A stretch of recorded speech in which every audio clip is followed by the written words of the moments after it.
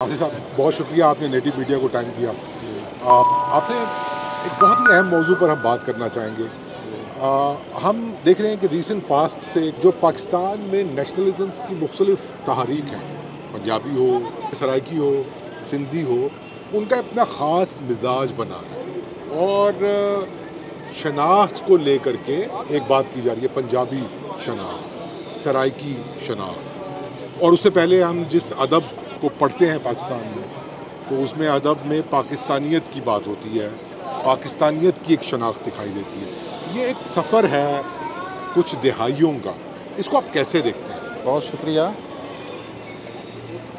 काशिफ साहब, आपके native media का शुक्रिया। यहाँ फैज़ फेस्टिवल पे बैठ के इस मौजू पे बात करना मेरे लिए बहुत अहम है कि एक पाकिस्तान के मुमताज़ शायर के नाम से मंसूब इस फेस्टिवल में जहाँ इसी तरह की गुफ्तगू हो रही है, तो हम एक साइड लाइन पे बैठ के एक मसले पे, जो एक मसला भी है, एक सवाल भी है और एक सूरत हाल भी है, उस पे मुझे लगता है कि जो शनाख्त है ये जदीद अहद जब से शुरू हुआ है, उस अहद से शनाख्त एक सवाल और एक बहरान के तौर पर सामने आई है। अगर हम पीछे जाएं, अहद वस्ता में पुराने तारीख़ों को पढ़ें, पुराने अदब को पढ़ें, मिडल एजेस के अदब को पढ़ें, तो वहाँ आइडेंटिटी और शनाख्त एक बुनियादी मसले के तौर पर कहीं मौजूद नहीं थी। आप देखिए कि हमारे बहुत से उर्दू के जो अज़ीम शायर जिनको हम कहते हैं, मीर तकी मीर, मिर्ज़ा गालिब, ये सब लोग बाहर से आए थे। यहाँ का मकामी इनमें कोई भी नहीं है। मोहम्मद हुसैन आज़ाद मकामी नहीं थे, सर सैयद अहमद ख़ान मकामी नहीं थे, कोई सेंट्रल एशिया से आ रहा है, कोई टर्किश ओरिजिन का है, कुछ अरब से आ रहे हैं, लेकिन उन्होंने अपने अदब में अपनी इस आइडेंटिटी और इस सवाल को कभी मौजू नहीं बनाया था।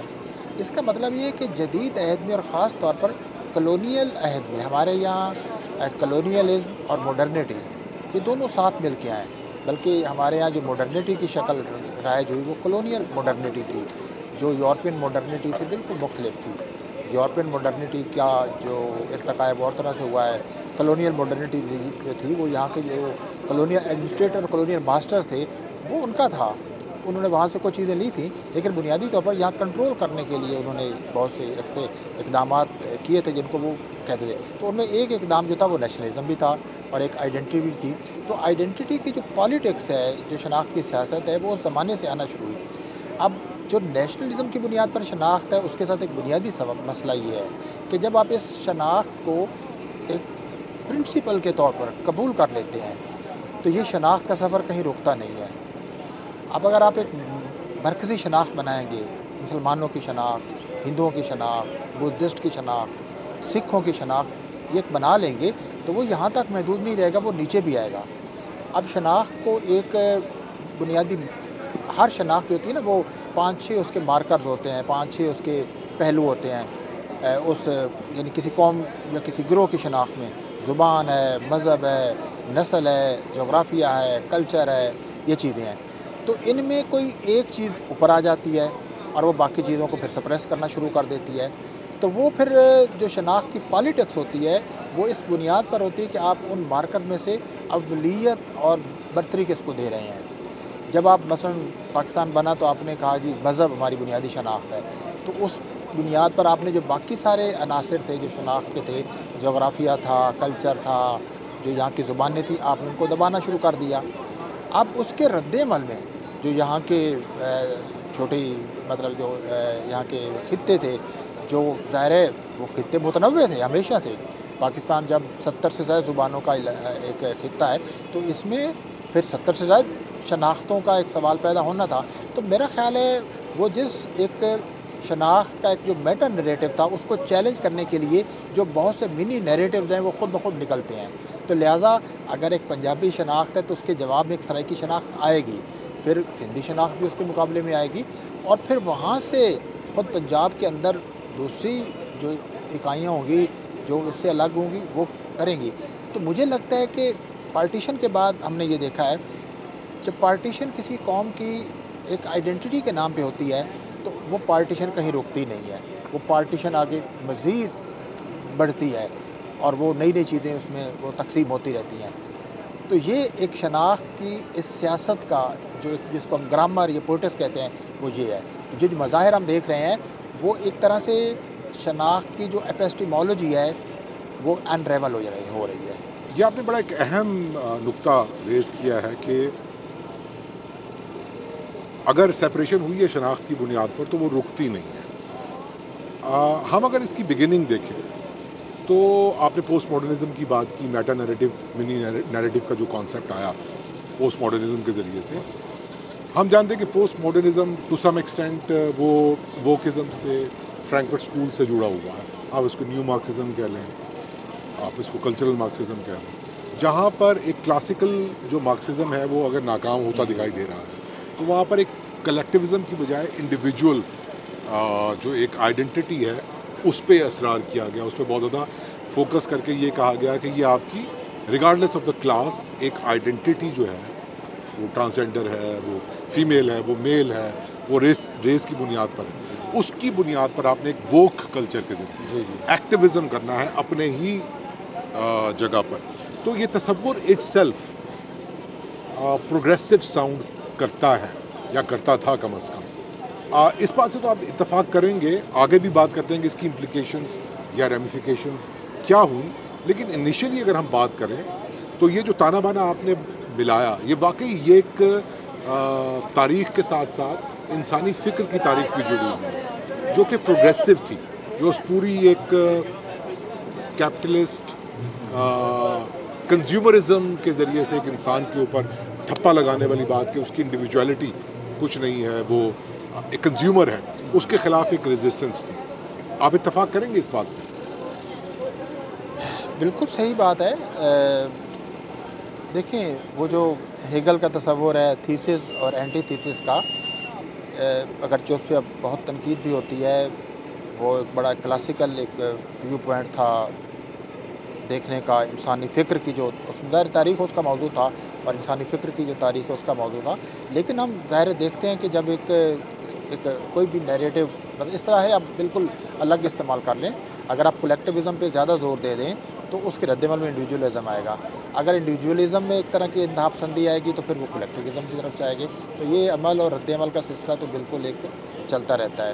اور دوسری بات آپ نے بہت اچھی بات کہی کہ جو فرینکفرٹ اسکول سے جو نیو مارکسزم آیا تھا، ہمارے یہاں ایک بدقسمتی یہ کہ ابھی تک ہم اپنے سماج کا، ہمارے ادب کا اور ہم موجودہ صورتحال کا مطالعہ بھی جو کلاسیکل مارکسزم ہے اس کے ذریعے کرتے ہیں، حالانکہ وہ اب یہ دنیا نے دیکھ لیا تھا کہ جو کلاسیکل مارکسزم ہے وہ دنیا میں ہونے والی تبدیلیوں کو سمجھنے کے لیے ایک بنیادی علمی فریم ورک فراہم نہیں کرتا۔ اب وہ انہوں نے نیو مارکسزم اور پھر نیو مارکسزم کا بھی سلسلہ نہیں رکا اور انسانی فکر کا سلسلہ رکتا بھی نہیں، اس میں نئے نئے دماغ آتے ہیں اور وہ ہمیشہ ایک طرف انسانی فکر ہوتی ہے اور دوسری طرف بدلتی ہوئی صورتحال ہوتی ہے۔ اصل تو انسانی فکر جو آتی ہے وہ بدلتی ہوئی صورتحال کو سمجھنے کے لیے، اس کو بدلنے کے لیے اور اس سے ایک نیگوشیٹ کرنے کے لیے ہوتی ہے۔ تو مارکسزم میں بھی یہ ساری تبدیلیاں ہوتی آئی ہیں، لیکن ہمارے یہاں ہم نے ابھی تک وہ پرانا کلاس مارکسزم مطلب وہ سارا کلاس پر بیسڈ ہے، دو کلاسز پر بیسڈ ہے۔ اب جس معاشرے میں ہم رہتے ہیں اس میں دو کلاسیں نہیں ہیں، اس اور کلاسیں اس مفہوم میں بھی نہیں ہیں۔ اب وہ کلاس کا تصور اتنا فلوئڈ ہے، آپ یہ کہہ نہیں سکتے کہ فلاں شخص یا فلاں ایک گروہ جو ہے وہ فلاں کلاس سے تعلق رکھتا ہے، وہ ایک طرح سے کئی کلاسز کو بیک وقت ریپرزینٹ کر رہا ہوتا ہے اور وہ دیکھتا ہے کہ کس کنٹیکسٹ اور کس پرسپیکٹو میں کس کلاس کی جو آئیڈینٹی اس کو استعمال کرنا ہے اور وہ اس کو استعمال کرتے ہیں۔ بالکل درست، لیکن یہ تھوڑی سی ایک اور بحث ہے۔ میں نے ایک سوال اسی میں یہ پوچھا تھا کہ یہ پروگریسو عمل تھا، انسان دوست عمل تھا، آپ اس سے اگری کرتے ہیں کہ آئیڈینٹی کے ذریعے سے اگر میں اپنے کنزیومرزم یا اپنے کنزیومر سیلف کو سے نگیٹ کرتا ہوں تو ایک میری ریزسٹنس ہے، پولیٹیکلی یہ ایک پروگریسو فلوسافیکل یا لٹریری تحریک تھی آئیڈینٹی کے حوالے سے؟ دیکھیں یہ نقطہ تو بہت اہم ہے کہ ہم اس جو شناخت کا تصور ہے اس کو ایک پروگریسو مراد ایک انسان دوست اور خاص طور پر وہ جو کچھ لے گئے طبقات ہیں، نچلے طبقات ہیں، ان کی بھلائی اور ان کی بہتری اور ان کی عزت کی بحالی اور ان کی جو توقیر کی بحالی، بالکل اس میں ایک اور اب تک جو شناخت کی، لیکن اب دیکھیے شناخت کی جو سیاست کرنے والے ہیں وہ دائیں بازو والے بھی ہیں اور بائیں بازو والے بھی ہیں. دائیں بازو کے پاس بھی شناخت کا ایک بہت بڑا ایک نیریٹو ہے، بہت بڑا بیانیہ ہے. پاکستان شناخت کی بنیاد پہ بنا ہے. ہاں تو ہندو بتاؤ ایک شناخت ہاں ہے. بالکل. اور اب بھی پاکستان میں جو دائیں بازو کا ہے جو وقت کے ساتھ ہمارے یہاں تو ظاہر ہے اگر ہم پاکستان کی تاریخ کو ایک جملے میں بیان کریں تو دائیں بازو جو ہے اس کو بہت ماشاءاللہ ترقی ملی ہے ہر طرح کی، اور جو بایاں بازو ہے اس کو پہلے مروڑا گیا ہے، پھر توڑا گیا ہے، اور پھر رفتہ رفتہ بہت کمزور ہوا ہے. یہ تو پاکستان کی پوری تاریخ ہے. پاکستان بننے کے فوراً بعد ہی جو سب سے بڑی ہمارے اس خطے میں تبدیلی آئی جس کو پاکستان کا نام دیا گیا، وہ ترقی پسند سیاست، ترقی پسند فکر اور ترقی پسندوں کے جو سارے یعنی افکار تھے اور ان کا جو ادب تھا وہ اس کا نشانہ بنا. تو یہ شناخت پروگریسو رہی ہے بہت سی جگہوں پر، لیکن ہر جگہ نہیں ہے. اور اب بھی اس میں ایک پروگریسو اور ایک انسان دوست ایلیمنٹ بالکل موجود ہے، لیکن اس میں ایک بنیادی جو میں سمجھتا ہوں شرط ہونی چاہیے کہ آپ اپنی شناخت کو اتنا ایبسولیوٹ، اتنا پاورفل نہ بنائیں کہ آپ کہیں کہ ہماری جو شناخت ہے صرف اس خطے میں ہمیں ہی اس شناخت کا جینے کا حق ہے، اور اس شناخت سے ہٹ کر یا اس سے جو انحراف کرنے والے، اختلاف کرنے والے لوگ ہیں ان کو نہیں ہے. تو اب تک تو ہم دیکھتے ہیں کہ ایک جو اکثریت کے پاس ایک یا مقتدر جو طبقات ہیں وہ جس شناخت کو لے کے چلتے ہیں، تو وہ جو دوسری شناخت ہوتی ہے وہ اس سے جو ہٹ کر ہوتی ہیں ان کی آوازوں کو دبایا جاتا ہے. وہ آوازیں جو دبائی جاتی ہیں جب وہ اپنے شناخت کے سوال کو لے کے چلتی ہیں وہ لازمی پروگریسو ہوتا ہے. بڑی اہم بات کی ہے، بغیر فیشسٹ نہیں ہونا چاہیے. ہاں جی کم از کم یہ تو سٹینڈرڈ ہمارا نہیں، ہم نے دیکھا ہے نیشنلزم اور آئیڈینٹی بہت، اس میں فاشزم بہت آیا ہے. بالکل بہت آیا، آئی ایگری کرتا ہوں. اچھا میں اب وہاں پر لے کر آپ کو آنا چاہتا ہوں جہاں سے جس وجہ سے ہم یہ گفتگو کر رہے ہیں. پاکستان بھی ایک آئیڈینٹی پالیٹکس کا ہی نتیجہ، ایک نیشنلزم. اگر ہندو کانگریس کی ہم نیشنلزم دیکھیں تو وہ ایک ٹیریٹوریل نیشنلزم. جی جی. اور اگر ہم آل انڈیا پاکستان کی نیشنلزم دیکھیں تو وہ ایک ریلیجس نیشنلزم اور آئیڈینٹی پالیٹکس، مسلم پالیٹکس. تو جب اس نے ایک یہاں پر پاکستان بنا، نظریہ پاکستان آیا، تو ایک قسم کی اردو کولونائزیشن، اس شناخت کی کولونائزیشن، ہم تو برٹش کولونائزیشن کی بات کرتے ہیں but Urdu colonization is also a reality. ٹھیک ہے. اس کولونائزیشن کے نتیجے میں جو ریزسٹنس یہاں پر آئی سندھی میں، پختون میں، سرائکی میں، ٹو سم ایکسٹینٹ پنجابی میں بھی، کہ آپ ہماری صدیوں پرانی آئیڈینٹی کو نہیں مان رہے، تو یہ بھی اٹ سیلف ایک پروگریسو ڈیمانڈ تھی. اور ریاست کو یہ کہا گیا کہ آپ اپنا بیہیویئر ٹورڈز سٹیزن تھوڑا چینج کریں، اپنی آئیڈینٹی کا جو پیمانہ ہے اس کو تھوڑا کم کریں، تاکہ جو پیرافریز میں مارجنلائز طبقے ہیں ان کو ساتھ آپ لے کر چلیں، ایک فیشسٹ اسٹیٹ نہ بنے. اس حوالے سے انیسیشن جو تھی ان ڈیبیٹس یا اس ڈسکورس کی، وہ تو پروگریسو ہی تھی، ہمیں یہ ماننا پڑے گا. ایٹ لیسٹ یہ اسٹینڈس. دیکھیں یہ بالکل درست بات ہے اور تاریخی طور پر یہ درست بات ہے. میں خود اردو کا ایک ادیب ہوں، لیکن اردو کو نو آبادیاتی عہد میں اواخر 19ویں صدی، لیٹ 19 سینچری میں اس کو ایک کولونیل ایک بنایا گیا. اور یہ کتنا بڑا المیہ ہے کہ آپ یہ کہیں کہ جنوبی ایشیا کے مسلمانوں کی جو واحد زبان ہے وہ اردو ہے، اور یہ ایک مذہبی زبان ہے، اور عربی کے بعد ہماری جو مقدس زبان ہے وہ اردو ہے. تو اس سے ظاہر ہے ہندوستان ہمیشہ سے جو متحدہ ہندوستان تھا، اور اب جو ہندوستان، پاکستان، بنگلہ دیش، یہ ایک کثیر لسانی اور کثیر ثقافتی خطے ہیں. تو اب چونکہ آپ نے جو ملک حاصل کیا جس آئیڈینٹی کے تحت کہ ایک قوم ہوگی، ایک زبان ہوگی اور ایک مذہب ہوگا، اب ظاہر ہے اس کے نتیجے میں آپ یہ جو تینوں چیزیں تھیں یہ تینوں کلونیل ایک ٹولز بن رہے تھے. تو پاکستان حقیقت میں ہم اصطلاح کبھی کبھی استعمال کرتے ہیں پوسٹ کلونیل پاکستان کی، لیکن حقیقت میں پوسٹ کلونیل پیریڈ آیا ہی نہیں ہے. وہ کلونیل کے بعد نیو کلونیل پیریڈ آیا، اور اس میں جو لنگوسٹک امپیریلزم ہے، جو لسانی استعماریت ہے، وہ پہلے انگریزی کے ذریعے اور اس کے بعد آپ نے جس کو اب قومی زبان کا. اور دیکھیں اسی زمانے میں چند سالوں میں ہم نے دیکھ لیا کہ جب آپ نے ایک اردو کو قومی زبان بنایا تو اس کو چیلنج کرنے والے جو پہلے بنگالی تھے، پہلی دفعہ تاریخ میں ان بیچاروں نے شہادت قبول کی زبان کے مسئلے پر.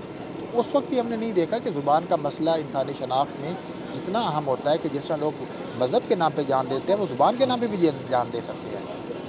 تو آپ نے وہ جو باقی زبانیں تھیں ان کو، اصل بات دیکھیے نا، جو نیشنلزم ہوتا ہے جو نیشنل ریاست ہوتی ہے، اسٹیٹ ہوتی ہے، وہ لوگوں کی بھلائی کے لیے کبھی نہیں ہوتی. یہ تو ایک دعویٰ ہوتا ہے، وہ لوگوں کو کنٹرول کرنے کا ایک سسٹم ہے. اب کنٹرول کرنے کے لیے زبان بھی استعمال ہوتی ہے، مذہب بھی استعمال ہوتا ہے. وہ اس وقت بھی ہو رہا تھا، اب بھی ہو رہا ہے. اور جو بھی اس کو چیلنج کرنے والے ہوں گے ان کو غدار کہہ کر، ان کو لیبل کر کے آپ ان کو ایک طرف لگا دیں، ہٹا دیں. بہت عمدہ، بہت عمدہ. ایک میں آپ سے بات سمجھنا چاہ رہا ہوں. جب آپ بات کر رہے ہیں نا پاکستان بننے کی، بنگلہ دیش تک کی چیزیں بڑی کلیئر تھی. زبان، یہ فلاں نیشنلزم ہے، یہ ایک گروہ ہے، یہ دوسرا گروہ ہے، اس کی یہ ریزسٹنس ہے، اس کی یہ مینیپولیشن ہے، یا اس کا یہ استحصال ہے، اس کی یہ سبجوگیشن ہے. اینمی بھی کلیئر تھے لوگوں کے، بائنریز تھیں، اور دوست بھی جتنے ہو سکتے ہیں کلیئر اتنے تھے. لیکن اس کے بعد پھر ہم دیکھتے ہیں کہ وقت نے کربٹ بدلی. مارکسزم کی ہم بات کرتے ہیں کہ نیو مارکسزم آیا، لیکن ہم میں سے بہت کم لوگ یہ ریئلائز کرتے ہیں کہ کیپٹلزم نے بھی اپنی شکل بدلی. اور جب کیپٹلزم ایک فری مارکیٹ کے دور میں شامل ہوا تو فری مارکیٹ صرف اکانومی سے ریلیٹڈ نہیں تھا. فری مارکیٹ ایک کلچر بھی بنا، فری مارکیٹ ایک لٹریچر کی موومنٹ بھی بنی، فری مارکیٹ ایک فلسفے کی موومنٹ بھی بنی. جو کام اس کا تھا نیو لبرل کانسیپٹس کی اگر ہم بات کریں، یا نیو لبرل کیپٹلزم کی اگر ہم بات کریں، کلچر کی بات کریں، تھاٹ کی بات کریں، تو اس نے قصدن، میں یہ لفظ تھوڑی احتیاط کے ساتھ، تھوڑی معذرت کے ساتھ استعمال کر رہا ہوں، قصدن چیزوں کو ڈسٹارٹ کیا، چیزیں مسخ ہوئیں. اس میں یہ تفریق بہت کم ہو گئی لیفٹ رائٹ کی. آپ کوئی لیفٹ کی پوزیشن پہ ہوتے ہوئے کسی سرٹن کلاس کے اندر، کسی سرٹن نیشنلزم میں رائٹ کی بات بھی کر سکتا ہے، لیفٹ کی بات بھی کر سکتا ہے. بہت ڈسٹارشن اس طریقے سے پیدا ہوئی کہ اب چیزیں اس طریقے سے مسخ ہو گئی ہیں کہ ہم بعض اوقات اپنی طرف سے پروگریسو ہوتے ہیں. میں ایک ایگزامپل یہاں پر دینا چاہتا ہوں کہ وہ پنجابی یا سرائکی یا سندھی شناخت کی سیاست جو ایک زمانے میں بڑی واضح تھی کہ ریاست ہماری آئیڈینٹی کو نہیں مان رہی ہے، ہم اس کے خلاف ایک احتجاج کر رہے ہیں. اب وہ ایک دوسرے کے ساتھ اتنے ہی رائٹسٹ طریقے سے لڑ رہے ہیں جیسے کہ کسی رائٹسٹ طریقے سے لڑا جا سکتا ہے. ایک ایگزامپل، ابھی بہاولپور میں کوئی عالمی کانفرنس، عالمی پنجابی مشاعرہ، اور یہ کہا گیا کہ خواجہ غلام فرید جو ہیں وہ پنجابی شاعر ہیں. اس کے اوپر ایک لڑائی ہوئی، اور فیس بک کے اوپر دونوں اطراف سے جو ایک فیشسٹ رویے، وہ وہاں کے شاعر ہو، یہاں کا شاعر ہو، وہ ادھر کا لیفٹ ہو، ادھر کا لیفٹ ہو، وہ اتنا ڈسٹارٹیڈ ایک ڈیبیٹ بن گئی کہ شناخت کا مسئلہ تو مجھے تو یہ لگنے لگ گیا کہ یہ تو میں کسی فیشسٹ موومنٹ کے ساتھ جڑا ہوں، یہ لوگ تو مجھے ریپرزینٹ نہیں کر رہے. یہ لوگ جو ریلیجس رائٹ کے اوپر کھڑے ہیں، پولیٹیکل رائٹ کے اوپر کھڑے ہیں، اور اب لٹریری رائٹ کے اوپر بھی کھڑے ہیں. تو یہ آپ کو ڈکلائن آتا ہوا نظر آ رہا ہے. شناخت کی سیاست کو لے کر کے تخلیق کیے جانے والے فلسفے، ادب، یہ کوئی انسان دشمنی کی طرف جا رہا ہے، یا ڈسٹارشن یہ والی جو ہے وہ جان بوجھ کے بنائی گئی ہے. غیر ممکن ہے کہ حالات کی گتھی سلجھے، اہل دانش نے بہت سوچ کے الجھائی ہے. دیکھیں، آپ نے خود ہی اس ساری صورتحال کو چونکہ واضح کر دیا ہے، تو میرے خیال ہے میں اس پہ اب کیا اضافہ کروں کہ ظاہر ہے آپ اتفاق کرتے ہیں میری بات؟ ہاں، جو کولڈ وار تھی، کولڈ وار میں تو سب کچھ واضح تھا کہ لیفٹ کہاں ہے، رائٹ کہاں ہے. اب لیفٹ میں رائٹ ہے، رائٹ میں لیفٹ ہے، سینٹر لیفٹ ہے، ایک ایکسٹریم لیفٹ ہے. مطلب اس طرح کا آپ نے یہ کیا ہے. اور یہ اس کو اگر آپ دیکھنا تو آپ جینڈر کو دیکھ لیجئے. اس وقت جو جینڈر کی آئیڈینٹیز ہیں وہ اتنی ملٹیپل بنا دی گئی ہیں اور اتنی وہ فلوئڈ. اب کہتے ہیں کہ آپ کی جو آئیڈینٹیز ہوتی ہیں، دیکھیں میں دو کنسیپٹ ہیں. ایک آپ کہیں کہ آدمی کی ملٹیپل آئیڈینٹیز ہوتی ہیں جس کو امرتیہ سین ایک پیش کرتا ہے. دوسری طرف آپ کہتے ہیں کہ جو آدمی کی آئیڈینٹی فلوئڈ آئیڈینٹی ہوتی ہے. یہ دونوں مختلف ہیں.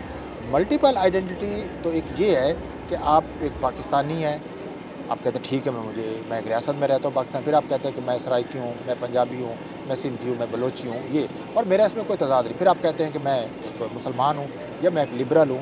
آپ پھر کہتے ہیں میں ایک ادیب ہوں، میں ایک استاد ہوں.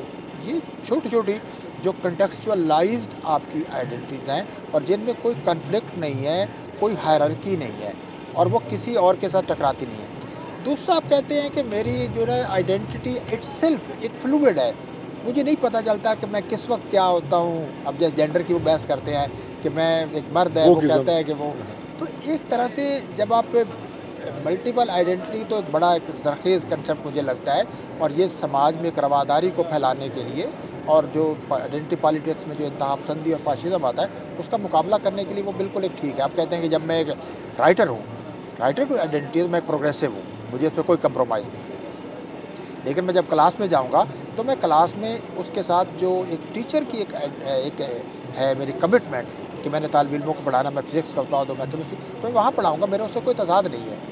لیکن جب آپ ان آئیڈینٹیز کو فلوئڈ بنا دیتے ہیں, ملا دیتے ہیں, تو پھر اس سے بہت ایک طرح کی ڈسٹارشن ہوتی ہے. تو فلوئڈٹی کے ساتھ خود بخود ڈسٹارشن ایک آ جاتی ہے. اور اب ہمارے یہاں یہ جو کچھ آپ نے بتایا یہ اس کا سارا ایک مظہر ہے. میں اس پہ بھی بات کروں گا. ہمارے ہاں پہ اگر میں فوکس کروں, آخری بات اس حوالے سے, آپ کو لگتا ہے کہ جو اس کا ایک, دیکھیں ہر موومنٹ کا جو ایک پھل ہے وہ تو سیاسی ہی ہوتا ہے. جب تک کوئی سیاسی چیز نہیں ہوگی کیا فائدہ, آپ کچھ بھی کرتے رہیں, کچھ بھی سوچتے رہیں. سیاسی اور سماجی عمل جب تک نہیں بنتا, تو آئیڈینٹی پالیٹکس کو لے کر کے اگر ہم اس وقت پنجابی یا سرائکی نیشنلزم کی بات کریں, سندھی نیشنلزم کی بات کریں, اس قسم کی صورتحال میں آپ کو لگتا ہے کہ اس میں وہ طاقت ہے, وہ طاقت بچی ہے کہ کوئی پروگریسو مائنڈ سیٹ لے کے, جیسے ویسٹ میں ہوا کہ سوسائٹی کے اندر جو ایک پیٹریارکیل چیلنجز تھے یا فیوڈلزم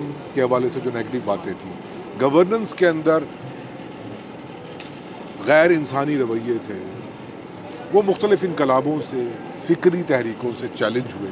اور آج مغرب کا انسان اتنا کانشیس ہے کہ وہ اپنی گورننس کے سسٹم کو انسان دوست, تقریباً انسان دوست بنانے کے, ہماری اس قسم کی فلسفیانہ ادیبانہ مباحث جس میں اگر وہ پنجابی ہے یا وہ سرائکی ہے تو وہ غدار ہے, وہ یہ ہے, وہ ہے, یہ پوٹینشیل بچتی ہے کہ ہم یہ توقع کر سکتے ہیں کہ یہ سوسائٹی کے کسی سرٹن سیگمنٹ کو لیڈ کریں گے ٹوورڈز کسی اچھے فیوچر کی, یا پیسمزم ہے یہ؟ دیکھیے بالکل, دیکھیے مجھے لگتا ہے کہ ہماری سوسائٹی کو جو لوگ چلاتے ہیں ان کے لیے یہ صورتحال بہت مفید ہوتی ہے. جب وہ آپس میں لڑ رہے ہیں, اب اس مسئلے کو اگر آپ دیکھیں, اس کو کیس اسٹڈی بنائیں, اس میں کیا ہوا ہے, کیا ریاست کو آپ کہیں نظر آئی کہ ریاست نے کوئی سٹینڈ لیا ہو؟ تو ریاست تو اس بات پہ خوش ہوتی ہے اگر قوم گروہوں میں بٹی ہو اور وہ گروہ ایک دوسرے سے دست و گریباں رہیں, تو جو ریاست کی ناکامیاں ہیں اس کی طرف تو کسی کی توجہ نہیں جائے گی. ان کے لیے جینا مرنا بڑے مسائل وہ بن جائیں گے, لڑتے رہیں گے. جہاں بھی یہ ہوا ہے تو ان کو تو یہ بات سوٹ کرتی ہے. اب حقیقتاً اگر شناخت کو سیریس اگر کوئی لینا ہے تو پھر آپ اپنی شناخت, آپ کو حق ہے کہ آپ اپنی شناخت ڈیفائن کریں. میں اس لیے بعض دوستوں کہتے ہیں, میں نے سرائکی ہیں, جب سرائکیوں کے دانشور, سرائکی لوگ, سرائکی ادیب کہتا ہے کہ میری زبان پنجابی سے الگ ہے, تو کسی پنجابی کو یہ کوئی حق نہیں کہے کہ آپ ہمارا حصہ ہیں. تو جو زبان بولنے والے ہیں ان کو حق ہے کہ وہ اپنی شناخت طے کریں.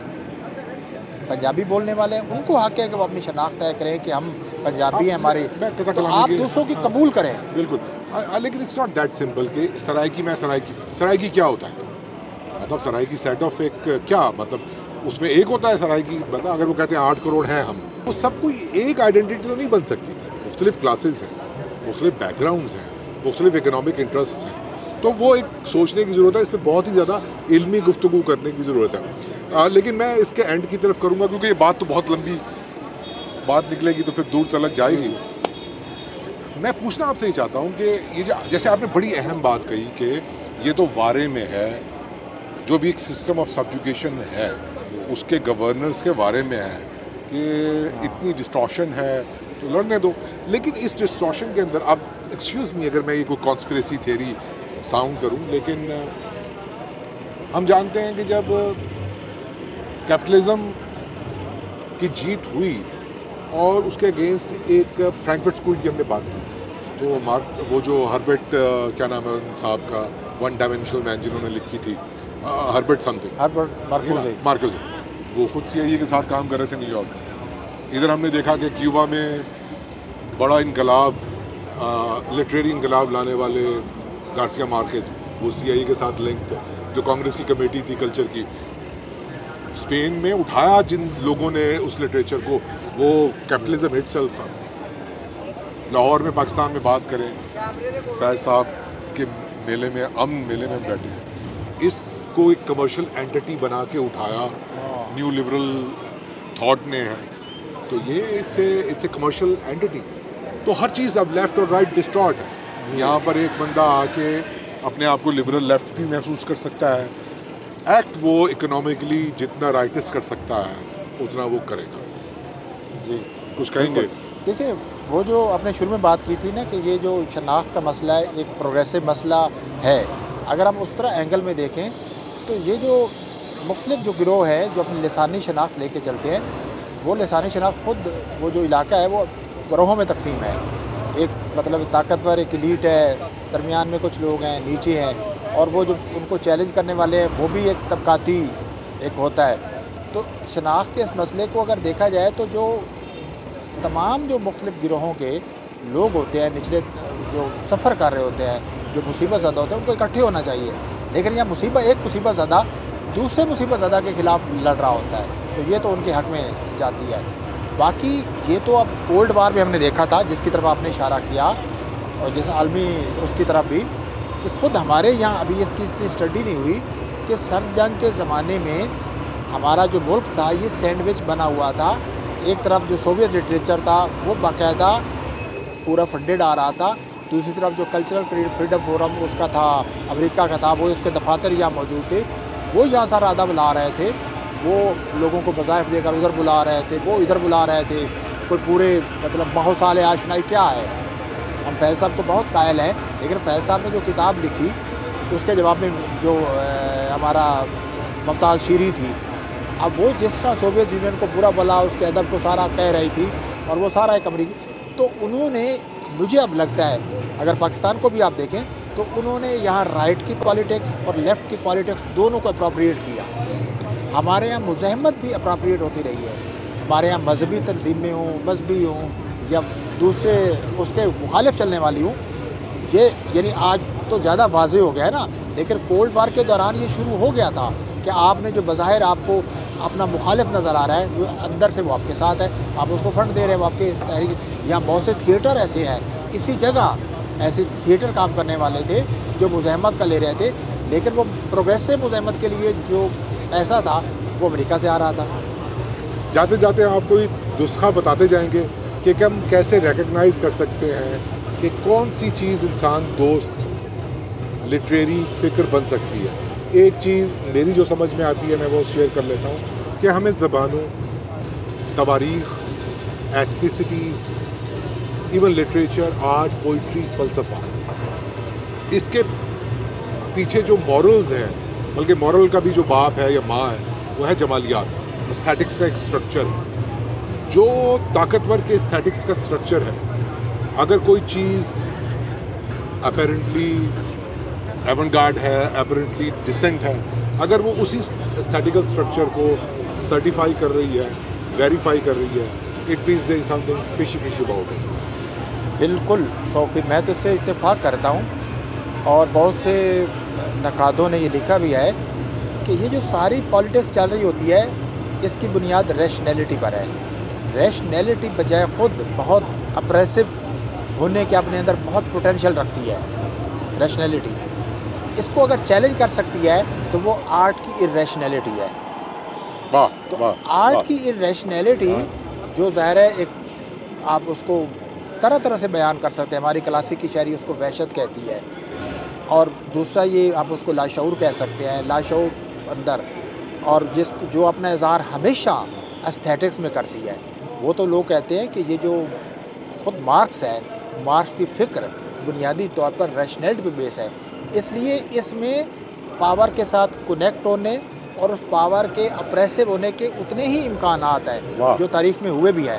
تو اس کو اگر کوئی چیز چیلنج کر سکتی ہے، جو کر سکتی ہے، تو وہ جو ہمارے یہاں جو رول ماڈل بن سکتے ہیں، تو جن کو انگریزی میں وائز فول کہتے تھے، اور ہمارے یہاں سندھ میں، پنجاب میں، جگہ جگہ وہ ہوتے تھے جو ایک نیم مجنو اور فقیر جوگی، نذیر اکبر آبادی ایک بڑی ایگزامپل میری ذہن میں، اور وہ جو بتایو فقیر، اور یہ لوگ جو چلتے تھے جو بظاہر آپ کو لگتے تھے کہ وہ मतलब पागल हैं, लेकिन एक्चुअली उनके पागलपन में एक अजीब व गरीब विजडम और दानाई और जमालियात है। तो ये तो मेरा आखिरी नुक्ता ये कि दुनिया को अगर कभी कोई बचाएगी तो ये आर्ट की इरेशनैलिटी और आर्ट की एस्थेटिक्स है, और ये तमाम इंसानों को जोड़ने के लिए, बाकी सब के लिए आपको स्पेशलाइजेशन चाहिए।